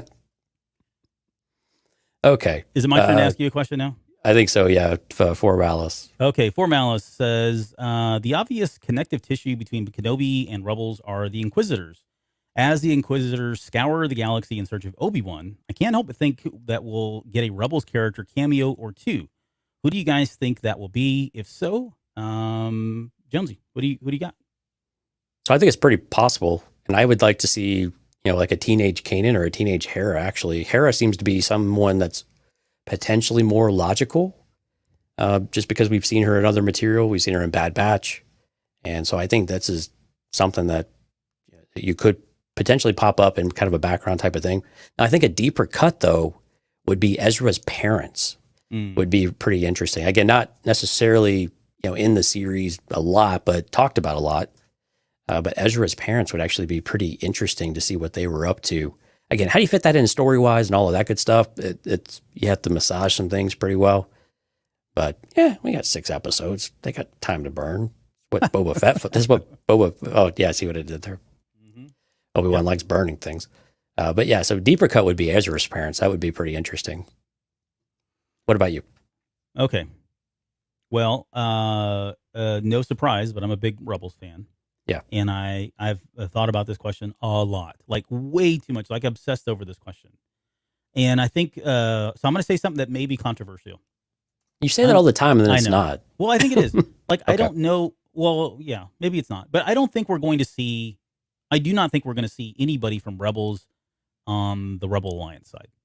Here's why. I think it's like what you just said. It's too messy. Like, how do you, Yeah. you've got Kenobi as the titular character. He's in hiding, incognito, right? Running around the galaxy. And maybe as a conversation, the only person that I would expect him to be in contact with is someone like Bail Organa. I don't even feel like he would be in contact with Fulcrum or anyone else that's going around at this time, right? So the minute you put that in there, I think it becomes very difficult to suddenly write something that makes sense where suddenly Hera or even I'm trying to think other people that were out like like Lando and Leia and these characters Zeb. all in there. Yeah. Zeb, right? I mean, that would be another one. I think it's very difficult to work them in outside of a cameo. And by a cameo, I mean a true cameo, not a I'm part a of the background plot. character. Yes. Yeah. Or a mention of some sort, right? I Right. just can't see that happening. Now, that said, I do see where there's an opportunity to bring in some of the Imperial characters that we got from Rebels, like an Agent Right. Kallus or a Governor Price, right? These characters could be in the background. They could have a couple lines. They could be referenced. They cut over to them. Governor Price is calling the shots. Of course, she's a little bit younger in this series now. I mean, you could even that wouldn't do this, but I mean, somebody like Admiral Thrawn could come. I was about to say right? you could get a passing reference to Thrawn. Yeah, so I think it's easier to get there and answer when you look at the Imperial sides of things. But I think if I had to pick my choice or my pick between all three of those is Agent Kallus. Like Kallus would be a cool way to introduce him. Doesn't have to have a lot of limelight. He could be Is he up old and coming. enough? Yeah, at this point in Kenobi. Yeah, 10 years younger than where he's at in Rebels. Yeah, I mean he's got. I mean I don't know. I guess Rebels is about 3 years before A New Hope, right? I think it's supposed to be 3. So he's still pretty. He'd be pretty young, but yeah. So he would fit though. He could be like a cadet or somebody, or not a cadet, but just someone that's very early. A lieutenant, on, yeah, lieutenant someone of some sort, still right? coming up, but yeah. Kallus would be a good one. Yeah. But it wouldn't be like in your face either. Like I for timing reasons, Yeah. Well, Well, and again, because we know the antagonists are going to be the Inquisitors, right? Yeah. So anytime you start interjecting more, it would definitely be a cameo. well, they're gonna pay. And see, I feel like they're gonna peel off. Like at some point, because the Grand Inquisitor has to live, right? Because he's got to go on to fight Kanan, and Kanan's going to kill him and all that stuff. So at some point, my gut Spoilers. tells me. Well, sorry. Well, if he you didn't know really that. kill him either. Yeah, whatever. He died. There are things worse than death. Yeah, he let himself go, and because he didn't want to face Vader after he had failed to bring in. He Kanan. paid the price for that decision too. Yeah. Oh, right. Yeah, Read the comics. Yeah. I know what you're talking about. Okay, so they've got to go on. So I have a feeling at some point in the series, probably by episode 3, maybe episode 4, I think Vader's going to step in and say, "I've got it from here." And I don't know that we're going to get the Inquisitors right through, for all the way to the end. We may still get a couple of them, and they become fodder or something. Who knows? Reva, I think Reva's going to survive. Reva, I think, is in it for probably the long run until she dies in some way. Yeah. And the sister they didn't name, she's probably she's short timer. fodder. Yeah, she's not going to make it. But I think the Grand Inquisitor and all those guys, they're gonna bounce. So yeah, there's more opportunity. What I was trying to think, where was I going with that? Oh, so there's more opportunity, I think, for people like just the normal Empire people that are report up to Vader or his lackeys to suddenly take more spotlight, right? Even though they haven't shown us that, there's an opportunity there for it. So, all right, so maybe not controversial. Maybe not. Maybe it was more not the. If it were me, I'd love to have everybody. Let's just bring the whole Rebels. Let's bring in another season. But you just didn't want to disappoint Twan because he's like you. He loves Rebels. Oh, I know. Yeah. Yep. All right. His bond over that. Okay. Thank you to Twan. All right. So Imperial Moonwalker, which Star Wars Legends book would you like to see reissued, and who would you handpick to draw the new cover? Trick question. Because Path of Destruction is near perfection and should get a third release with John Alvin resurrected to draw the cover as a movie poster. So for those that don't know, John Alvin is an iconic illustrator and movie poster who's done movie posters for Alien, Aladdin, Little Mermaid, E.T., Blade Runner, Blazing Saddles, Empire of the Sun. Got so many iconic... Princess Bride. Yeah, I mean, just so many iconic movie posters over the years, and he unfortunately passed away several years ago. But so anyway, what is your book that should be reissued, and then who should do the drawings, the drawings? The drawings. Wow, that one's a difficult one to answer because we've already talked about a lot of the books that we've enjoyed, and I would like to see them. Honestly, I know this is probably not a popular answer, but I enjoyed like the Brian Daley series of the Han Solo books. Not canon anymore, of course, at all. But I mean, there's just something special about those and like the Lando series that came out. Again, I'm dating myself here because these books came out like in the late 70s, early 80s, and a lot of people don't really read them these days. But I would love to see them reissue those. I know they've done it; they've reissued them before, but I'd like to see those reissued as a collective, maybe like this, like an omnibus or some massive collection or whatever, hardback or something like that. But if I had to pick an artist, and I know it's we were talking about this before we came on the air because I spoiled it. I was trying to show Jonesy, but if Albert doesn't pick me to draw the cover, I'm going to cry. Go cry yourself a river, dude. You're not drawing the covers to this. That's my brother. But no, I'm kidding. I love his work. He's an amazing artist. Go check him out. But yeah, I would pick Drew Struzan. Yeah, and Drew Struzan again is you talk about John Alvin. Yeah, Drew Struzan's right up there. Same thing with like Tom Jung, Ralph McQuarrie is another one, right? These are all famous people around the same time too that they were cranking out. You got to remember, around this time, we didn't have the internet. Like, if you think about like 70s, 60s, 70s, 80s, even up until the 90s, there was no internet. So how did you know about movies? You knew about movies through the newspaper, and a lot of times you wanted to go see a movie based on these movie posters that were being put in the newspaper. So you would look at that and go, wow, that artwork looks awesome. I think I'm going to go see this movie. Right. And so that's how, you got Raiders and all the movies that we just listed off. I won't go back and list them all, but that's what you would honestly go off. It's like picking a book, you would go off a book off of its cover. You were going off these movie posters, and there's been famous people out there that have really talked about Struzan's work and Alvin's work and said that these guys were, like Spielberg himself said, they were the first people that told my story. Yes, my story stands alone. The writing, directing, all that's incredible, but they were key to bringing people into those movies because it was at first impression. And so I've got a picture up that I'm showing now of Struzan's work. He did this kind of like Lucasfilm tribute where you've got like all of his movies really. I mean, you got even Lucas in the background here. That's a famous picture of him holding that camera up. But you've got Star Wars, Indiana Jones, that whole series there. You've got Willow down there in the bottom left-hand corner. Quite a few of them, but he's done other works as well. Obviously, if you've ever seen, I pulled up his Facebook page, and there's people liking my stuff there. But yeah, like he even did some of like the episode 2 poster, episode 1 poster. He did those, Right. the Raiders. I mean, go on and on. So it's an obvious choice.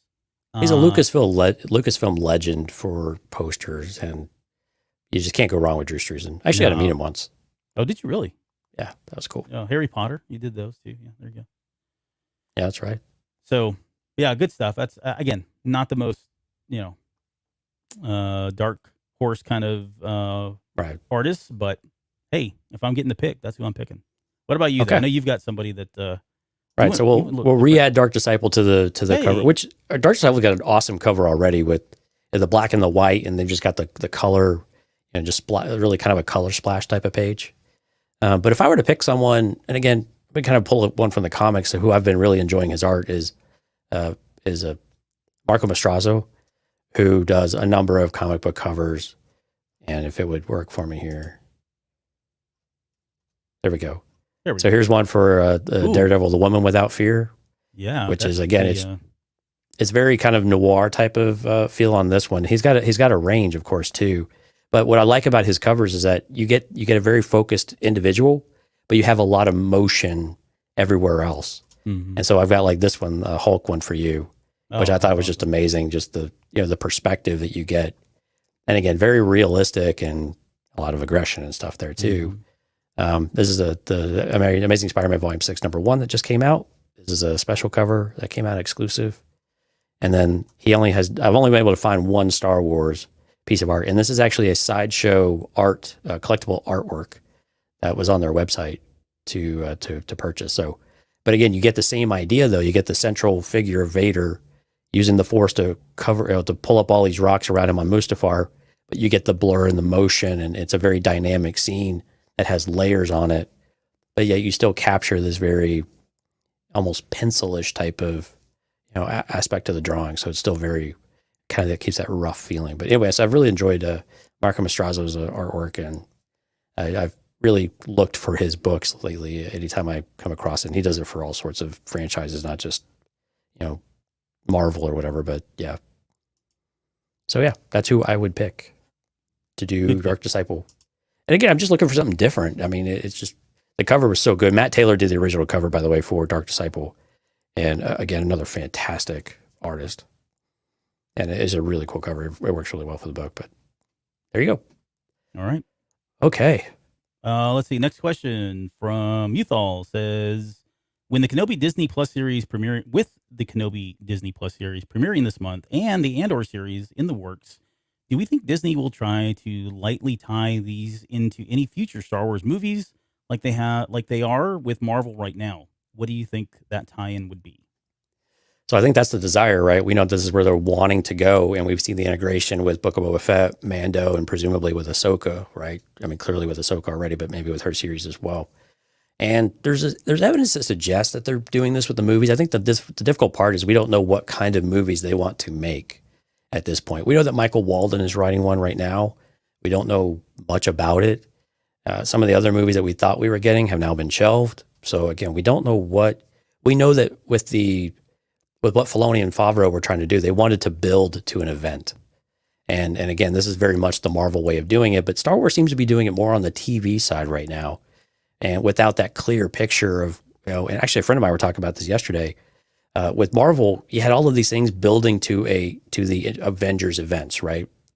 But if you look at Marvel right now, what is Marvel building towards? We don't really know, because Avengers is kind of done, and we're not really building the new Avengers. We're going off on this crazy, multiverse thing. So they're kind of similar boats right now. That Marvel's still very well integrated, but where is it going? I think that's the thing with Star Wars, and I think what you could do though is you could use, some of the issues you run into is like with Kenobi and Andor. I think particular is that they're kind of more in this in between space. They're kind of early original trilogy, late prequel trilogy, and so where do you fit that in?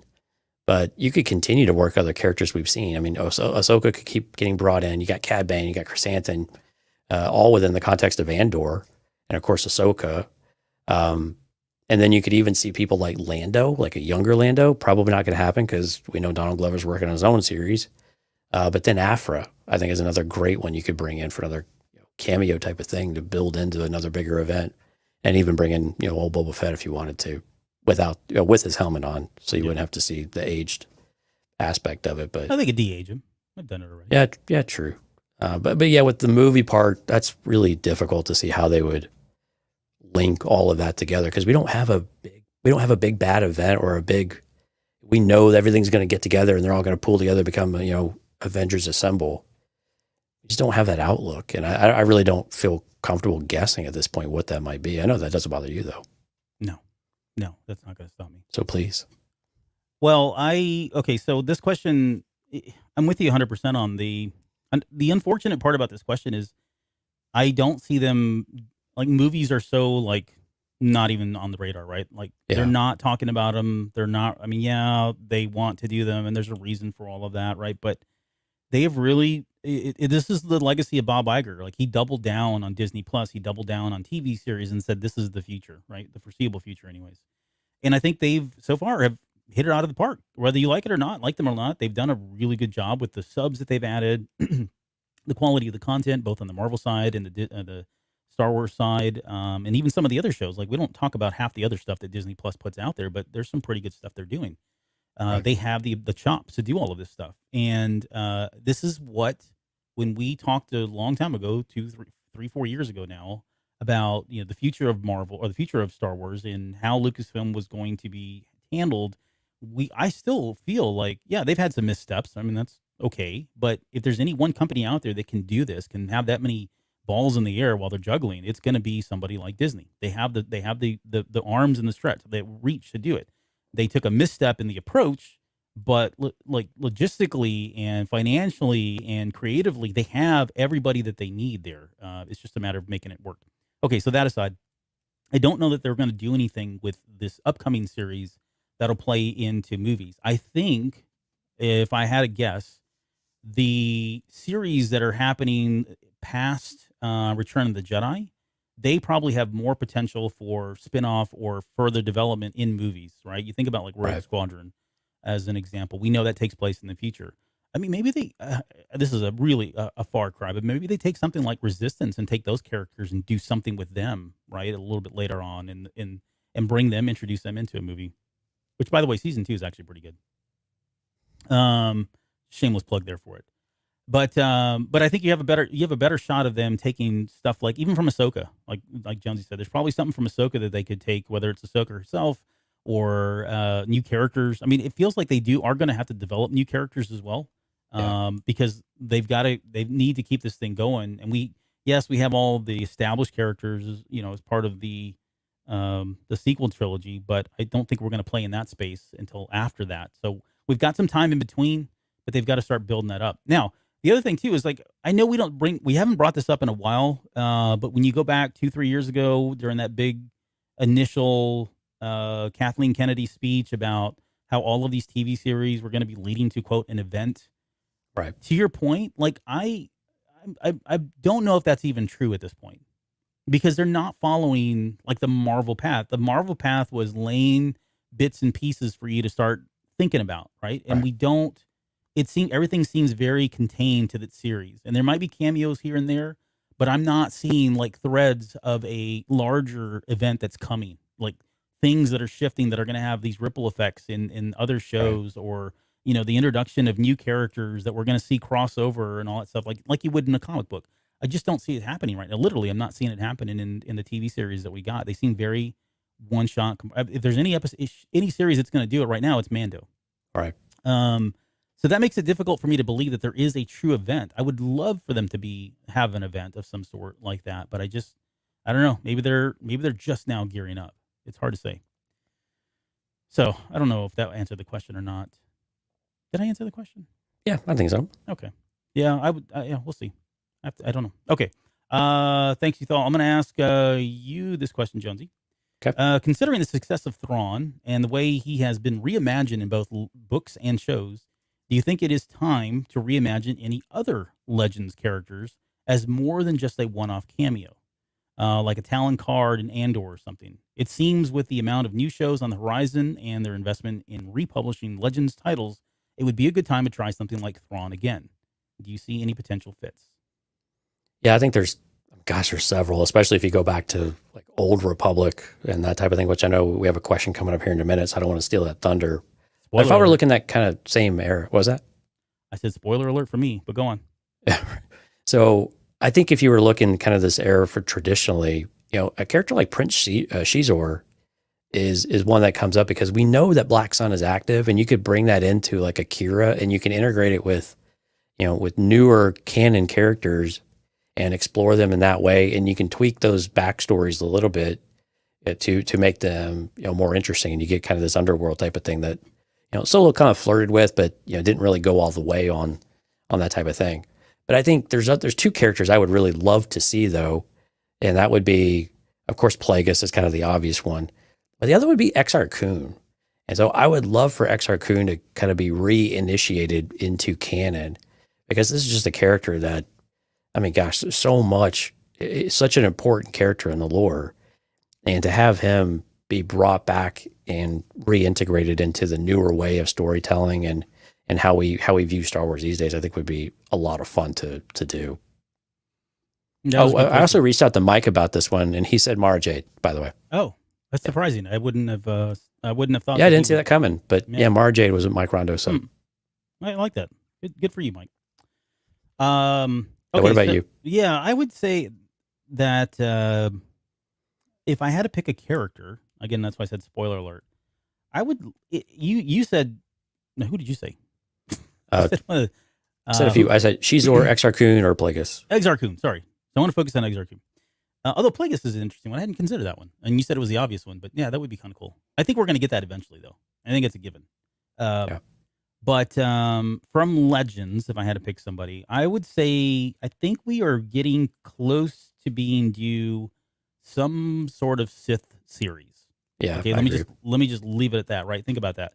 We've had so much of the good. We didn't really have the true Sith. I mean, yeah, the Emperor came back, but whatever. We had we had Kylo Ren. But we haven't had like the Sith proper ever, really, if you think about it, outside of like Legends, Right. So, well, I mean, okay, maybe Phantom Menace, but in the original. Yeah, we get your point, though. Yeah, you get my point, right? We haven't had it in their full glory. Here we are. We're not hiding anymore, kind of thing. So, I think if I had to pick, I would go with one of those characters. I had Exar Kun down as a possibility. I think Darth Bane is probably the easiest one. Probably the most realistic, yeah. Yeah, because they've already talked about him. They've shown him. He's been mentioned even in the High Republic novels, I think, at one point. He just keeps coming up more and more. So having a Darth Bane brought forth, and they would have to go back in time. With Exar Kun, you don't have to do that, right? Because he gets his future time as well as the past, given he was suspended, or what was it? He was imprisoned, or I forget the whole story there now. But so Exar Kun, you could go back in the past and do then, or you could do him coming back in the future and all that. But I think we're overdue for one of these Sith Lords. So Bane, I wouldn't say like somebody like Malgus, but definitely Bane. I mean, you could do a Revan story. I don't know if I really want a Revan story as much as I talk about that. I'd rather play a Revan game than a story, but that's just me. But yeah, touching on some of these old Darth characters and bringing them forward, I'm tempted to start writing just fanfic, really, more than anything, about the Sith and what that revival would look like post the Rise of Skywalker. I've been thinking about that ever since we did the Rule of Two series. I've got all these ideas about how they could do that and bring it back. So I've been thinking about doing that. But I would like to see a TV series, or even maybe not a movie, but a TV series I think could be explored where they bring something like that, one of those characters back, like an Exar Kun. Yeah, and that's where we have to see what the Acolyte actually, gives us, I think. Yeah. This might be the closest we're going to get for a little while. Right. With the Acolyte. So maybe this rolls into to Rob's question as well. So thanks, J-Dubs, for that. And with Rob's question was, Revan, Darth Malgus, or Darth Bane, based only on the novels and games canon, who would be the best movie character to make a trilogy about, and Why? And why? So I'm guessing you would go with Bane, right? It's Bane, yeah, Because he's got a trilogy already in books, right? Yeah, he's got a trilogy. He's a complex character. He's got a story to tell. It's a sad story. It's not an easy ride by any means. And just the radical way of thinking and the way he goes about himself and the way he brings back the Sith and the new approach to the Sith and establishing that rule of two. And again, I don't want to get into this because I think we beat a dead horse to some extent on that show. But I think there's a lot of story. There's a lot of content there that they could really carry over into a TV series or a movie trilogy or something. I mean, it's definitely there. Now they probably would modernize it, like you said. Absolutely. A little bit. They need to do some things, tweak it a little bit here and there. But I think he's prime pickings more than somebody like Malgus. Malgus is just he's got such a long history now with the video game. Same thing with Revan. Bane has been for the most part untouched. He does come up from time to time, but he's not. His story still isn't, quote, in development as Revan and Malgus are currently with what's going on in SWTOR. So more Malgus than Revan, but yeah, you get my point. Yeah, I do. And again, I think there's a clear winner in those three of who is most likely to be done. And I'm with you. I think generally it's Darth Bane, I think, is where we want to see what is the canon story with the origination of the Sith, right? Let's actually put it all out there and do it, right? Now, I knew you were going to choose Bane, so I went with someone else just to be a little contrary. And I actually picked Malgus, and it's because of all of the story that keeps evolving. Now, that story is not complete yet for Malgus, right? Mm-hmm. But this is a character that, much like Revan, but Revan's kind of going between, he's good, he's evil, all these things happen. But, Malgus his life is kind of your traditional Star Wars story as well, with a lot of pain, has to make a really tragic decision and has to reject certain things, and he starts to cast off shackles and stuff as well, and in some of the newer parts of the game, as far as I understand it. So I think this is another a character that's really becoming more fleshed out to where he's a really interesting one that I would really be interested in seeing a very cohesive story with the character. And I would be cool if they did it in the CGI of the video game. I think that would be totally fine too. Give me an animated type of show or movie series or something like that. I keep harping on that. I would love that type of thing. Right. Yeah. But I think Malgus, I think his story is getting to that point where it is a very interesting one.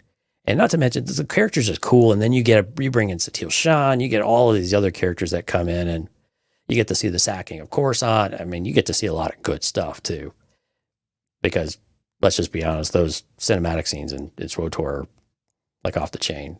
Yeah.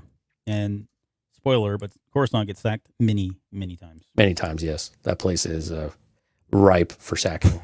Ripe for sacking. That's a good question. Yeah. Thanks, Rob. And again, thanks, J-Dubs, for kind of giving us a good lead in there, too. All right, so that's all of our Patreon questions. So all of our Patreon members, thank you so much for supporting the show. We really do appreciate you guys doing that, and that's guaranteeing you get. So we do have a few more non-Patreon, though, Albert. So the first one is from Rural Farm Boy. Folks tend to give stormtroopers a hard time, quote unquote, couldn't hit the broadside of a bantha and such. We've seen in places and otherwise. My question, how does the Galactic Empire keep an iron grip on the galaxy for nearly 30 years with incompetent soldiers? May the force be with you and fellas. They do that. It's a number. It's like they're lemmings. They're just, you think about the galaxy, it's so huge. There's so many people out there in the galaxy, right? And they, based on inscription, drafting these folks left and right, offering them tons of money and all that. I think, to be fair though, I think there are stormtroopers, especially in some of the comics, unfortunately, is where we see them. They actually they can actually hit certain things. Kenobi doesn't. They have special forces and elite forces too. Exactly, right. That Kenobi doesn't say that line about these blaster bolts are too precise for sand people. Right. Only Imperial agents, right? He's speaking, which we're actually finding is not true, because the sand people are marksmen. Man. Actually, marksmen. Yeah, that part of it isn't true anymore. But yeah, we've got cannon breaking material going on in Boba Fett. Yeah, but I always thought him saying that line, like in general, like a broadly, that they actually have people that are competent and can hold their own. And we're seeing more of that now. For a long time, it was just stormtroopers. Now we've got all kinds of levels of stormtroopers, and we realize, yeah, the stormtroopers really are kind of like they're fodder. Like they're the first ones to go in, not very well trained. They don't have the best equipment on them, but they are boots on the ground. and they serve a purpose, right? Think about Solo and what was going on there, and they were just sending these guys to their death left and right during the flashback scene there. So I think they have a purpose, and that's what they are. But there are other troopers now. Maybe they've retconned that to some extent, right? That's probably a retcon, right, where they've gone back and oh, this is really what we meant, and there's different groups. We're getting the what is it? The not the shock troopers or jump troopers. What's the one in the Inquisitor? Oh, the Purge troopers. Purge troopers, yeah. I think you're going to see those guys way more competent, much like you saw stuff in the new series, like in Mandalorian as well. So, right. Although we did see stormtroopers in there get whipped. Yeah, up. and there's two things that come to mind though.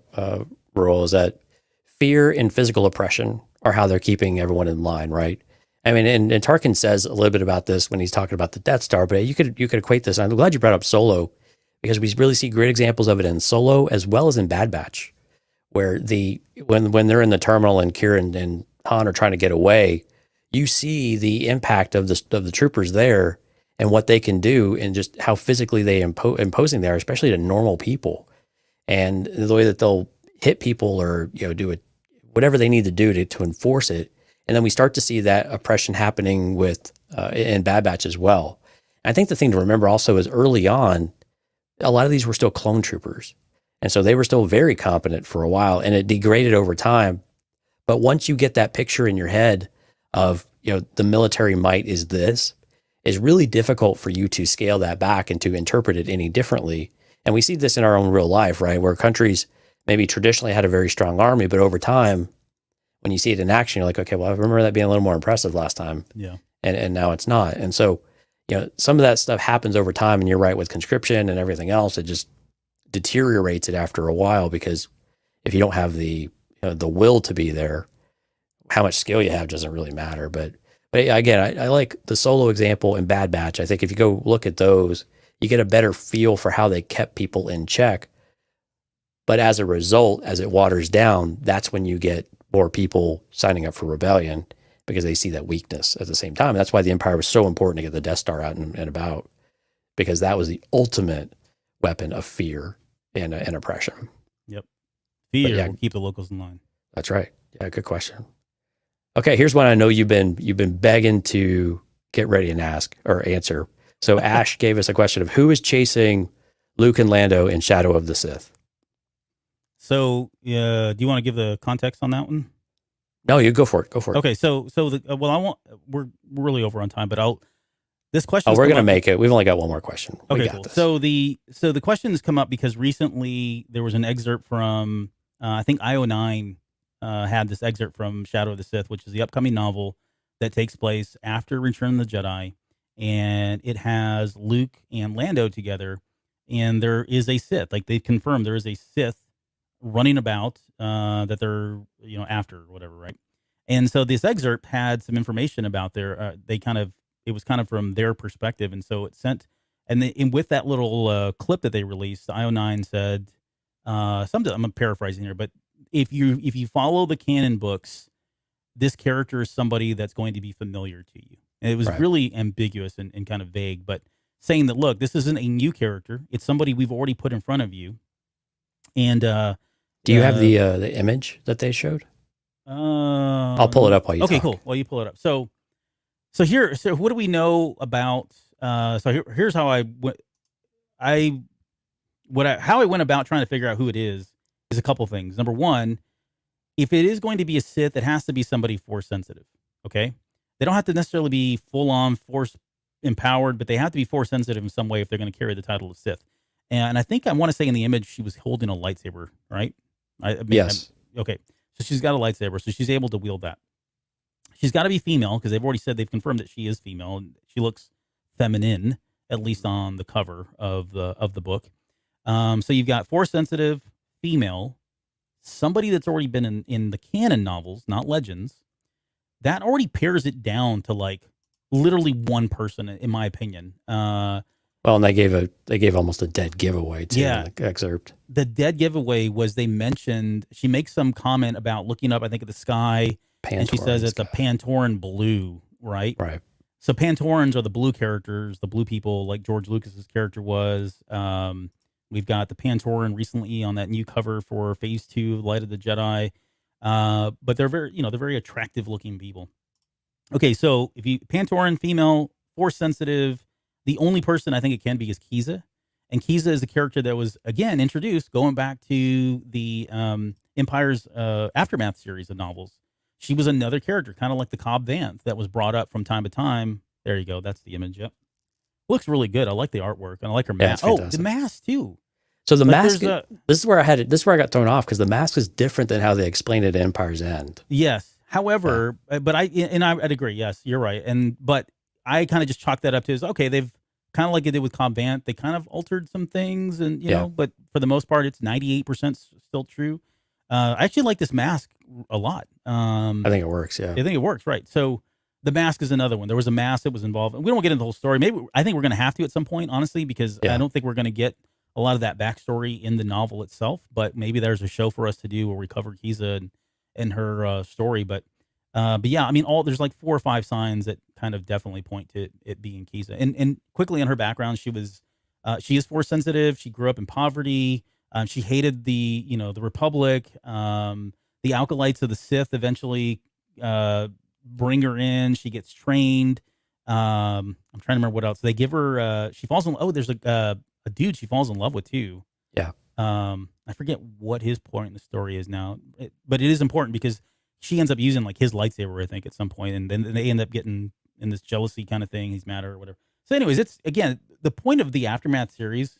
For anybody that doesn't know, was really for this type of thing. It was like world building. Yes, we were getting here's the aftermath of what happened, but they were introducing us to all these different characters, and I think that threw a lot of people off because they never did anything with so many of those characters for so long. What's really crazy though is it feels like Empire's End was forever ago, but it was only 5 years. It was only 5 years ago. When I look back, I was like, man, Empire's, it just feels like forever. It feels like it's been 10 years, but all that stuff with Chuck Wendigo happened just 5 years ago. I was beside myself that it's only been that long. It felt feels like so 10 much or longer. 15. It does. I mean, and part of that's because we've just had so much content dropped the last 2 years, right? Yeah. I didn't mean to interrupt you, but yeah, I was shocked that it had not been longer than what it has been. Yeah, she's going to be, I think it's going to be a cool character. Are those kyber crystals? Kind of look like red kyber crystals, huh? Maybe. Yep. That's really cool artwork. I like that a lot. Did they say who did that? Nah, I don't know. I didn't look to see. Oh, they got the thing on there at BN Buzz. I think it's Barnes and Noble. Oh, because they had an exclusive cover or something. I don't know. Oh, an excerpt from Shadow by Ghost Finder. Okay. Well, anyway, so we've got it on Twitter. It's on the Del Rey Star Wars book as well, if people are curious about it. I'm with you. It's got to be Kiza. Yeah, I mean, it can't be anybody else unless they're pulling some crazy fast one on us where they're gonna, we got you, suckered you into it. I just don't. It's so obvious. I mean, yeah, with the Pantoran reference, it's kind of what other direction do you go? Yeah. Okay, Albert, we've made it to the very end, and this is going to be one of the most fun ones we've done here. So, Star-Lord coming in hot at the very end. If you had to cast the other member of the Cantina cast in a Star Wars movie, who would they play? And Albert, you cannot cast me as Obi-Wan Kenobi. Mon Mothma. Gender bent, all right. Just You're going to kidding. die when I give you my answer. So I want you to give me yours first.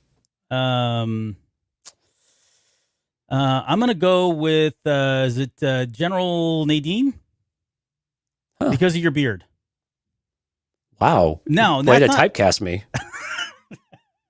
I mean, I'm sorry. I think it works. I think you could do a good job. Well, maybe I'd be Dodonna or something. Maybe you need a few more years. I mean, we put some makeup on you, some prosthetics, and get you looking like like him. But yeah, I picked him also because he's got that cool comb over, and I think you could pull your hair's long enough. You know what I mean? Where you could do that little creepy, schwanky comb over that he has, or the way he brushes his hair.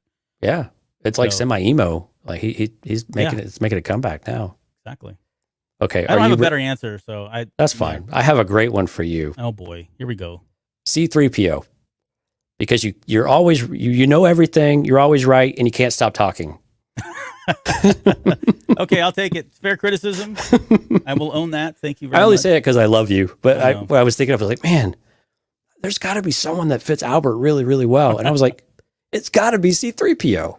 There's a story behind everything. There's a story behind everything. Oh my goodness. I tried to do a quick video like of showing the Rebels, that deluxe Rebels, Art of Rebels box set that I've got. Yeah. And I was just gonna do like a quick video to show someone, and it ended up turning like to 3 minutes. And then I had to upload it to YouTube because I couldn't share it, through our normal channels. And it's like, and I remember just mentioning, it was like, I turned this into a longer video than it needed to, and I apologize for that because I couldn't shut up the entire time. So I'm sorry. No, I love you, man. That's why we love you, Albert. I accept. We are so educated because of the knowledge that you bring and the amount of West End games that we talk about on the show. Get to Juan Maz, totally Maz. I'm not doing Maz. You can't. I quit. I'll walk off the set right now. You just need some new glasses. Now, here's Alex's question: who's your favorite Gungan, and why is it Boss Nass? We're keeping that sound bite for something later down the road. Oh man, that brings us to the end of the Q&A. You can see why we have so much fun with this show, because we never know what we're going to have thrown at us. Yep. And it's so much fun. Again, Patreon members, thank you so much for your support. We hope we answered your questions in a thoughtful way, maybe somewhat amusing way sometimes. And if you're interested in joining Patreon and getting some of the perks that we've got there, cantinacast.com/Patreon will take you there. But we thank everybody for all of their questions that we had. And we had a really great set of listeners tonight too. A lot of people watching and chiming in, and a really fun chat. So why don't we do a couple of, or we do a little bit of a shout out here. So we had Steph, Risk, Ken, Rob, Lauren, Twan, Keaton, Ash, Alex. There we go. With special guest, Maz Kanata and Boss Nass. Yeah. But seriously, everybody, thank you guys for coming out so much.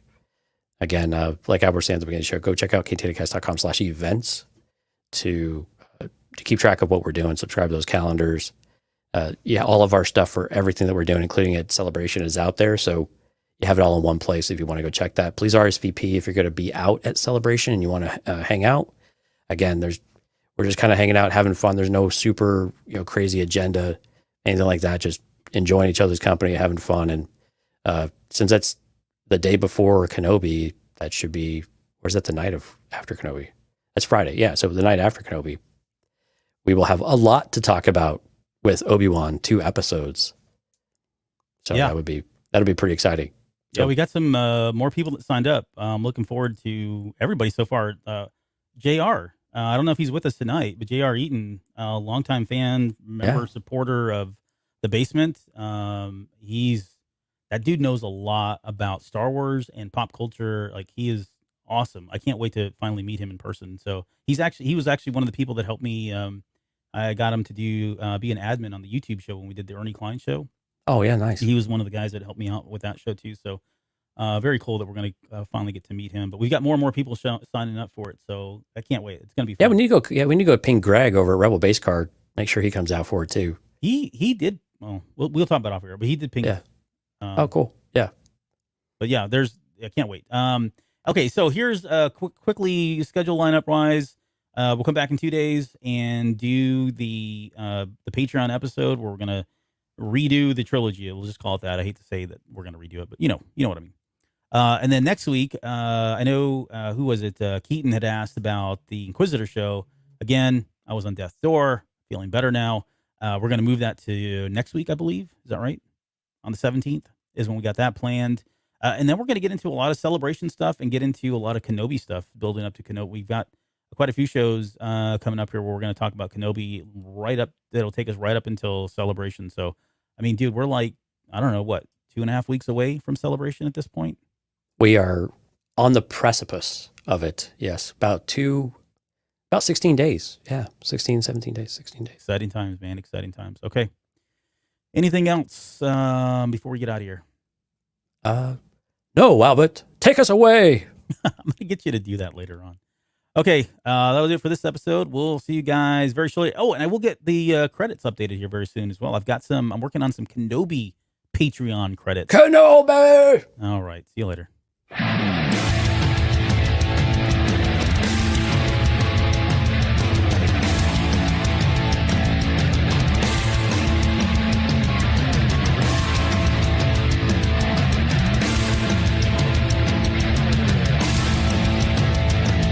You're still listening? Wow. That's amazing. Well, I'm here to give you the disclaimer. Normally we do a big, long, drawn-out disclaimer thing saying what's what and who's what and all that other stuff, but I think you guys kind of know that Lucasfilm and Disney have no affiliation with us at all, and we have none with them. We talk about Star Wars, which is their property and all that other good, fun stuff, but I think you can tell which is our stuff and which is their stuff. If you can't, well, then send a lawyer to send an email to me, and I'll be glad to chat with them. Other than that, you know what's what, so that's your disclaimer.